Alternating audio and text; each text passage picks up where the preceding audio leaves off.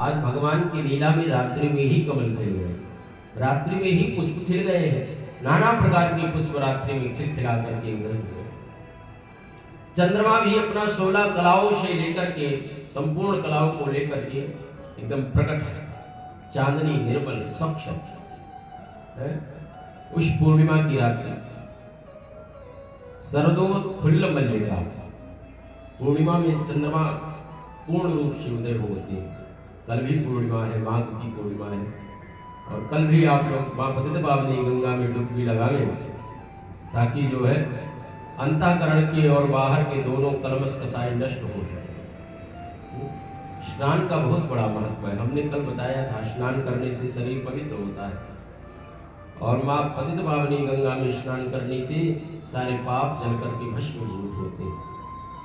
भगवान की अविरल भक्ति प्रकट होती है हृदय में, मां भगवती गंगा की कृपा प्राप्त होती है। ये विष्णुपति गंगा है, तो भगवती की कृपा जरूर प्राप्त करें। हम मां भगवती गंगा की गोद में बैठे हुए हैं। तो कल भी पूर्णिमा है और आज पूर्णिमा की कथा भी आ गई। तो शरदोत्फुल्ल मल्लिका, शरद पूर्णिमा की पावन रात्रि का आगमन हुआ, और रात्रि में ही भगवान की लीला में सहयोग करने के लिए कमल खिल गए, बेला खिल गए, गुलाब खिल गए, नाना प्रकार के पुष्प खिल गए, और वायु देवता सुगंधित वायु का प्रसारण कर रहे हैं। धीरे धीरे हवा बहने लगी, चारों तरफ का वातावरण सुगंधित बन गया, दिव्य बन गया, अद्भुत बन गया। और वीक्षरन्तुम मनश्चक्रे योग मायाम उपाश्रिता, भगवान ने योग माया का आश्रय लेकर के आज वेणु बजाया, बंसी बजाई है। भगवान की बंसी की कथा 2 बार भागवत में आती है, एक वेणु गीत में आती है, एक रास के पूर्व में भगवान बंसी बजाते हैं। भगवान की बंसी बड़ी अद्भुत बजती है, बहुत सुंदर बजती है। भगवान की जब बंसी बजती है तो जड़ चेतन बन जाते हैं और चेतन जड़ बन जाते हैं। इतनी खतरनाक बंसी बजती है। प्रिय बंधुओं, गावश्च कृष्ण मुख निर्गत वेणुगीत पीयूष भूमित भुत कर्ण पुदे पिबंत्या।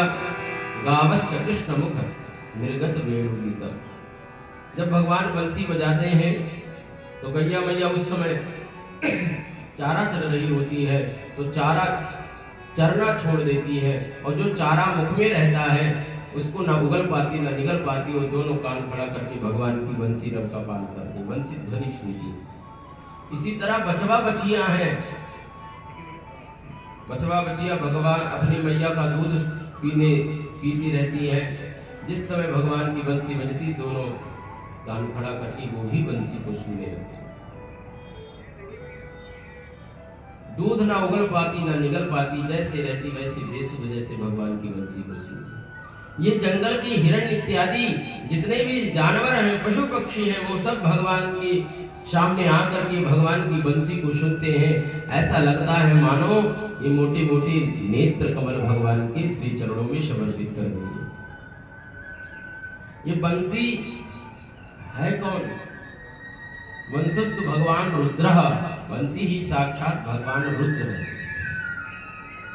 जब भगवान को कृष्णावतार में इस धराधाम पर आना हुआ, तो देवाधिदेव महादेव भगवान नारायण के पास पहुंचे और नारायण से कहते हैं, आप इस पृथ्वी पर ब्रज में अवतरित होने वाले हो।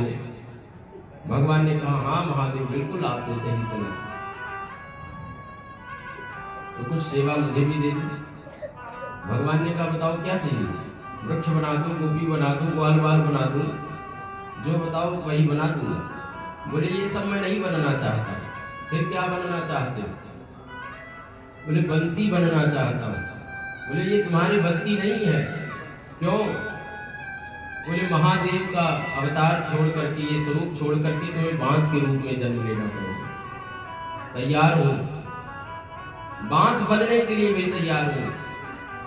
इतने में काम नहीं चलने वाला। फिर हरे हरे बांस को काटा जाता है, कटना भी पड़ेगा, फिर सूखना भी पड़ेगा, फिर एकदम खोखला होना पड़ेगा, छिदना भी पड़ेगा, तब जाकर के बंसी जोरों से लगती। तो कहने का तात्पर्य महादेव ने कहा कि मैं बांस के रूप में जन्म लूंगा, कटूंगा, छिदूंगा, खोखला हो जाऊंगा, लेकिन मैं बनूंगा तो बंसी।